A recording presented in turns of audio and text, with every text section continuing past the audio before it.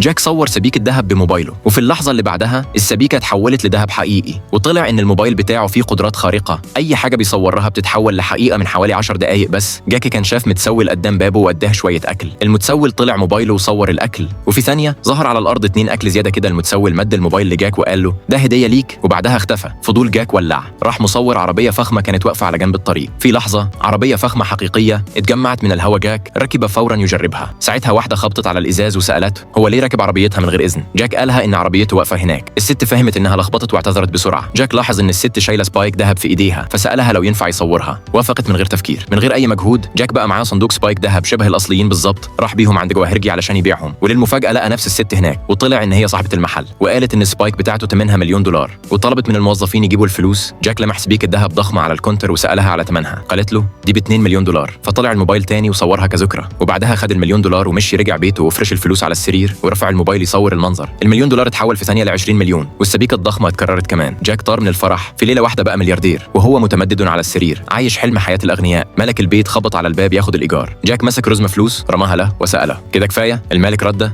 ده أكتر من كفاية.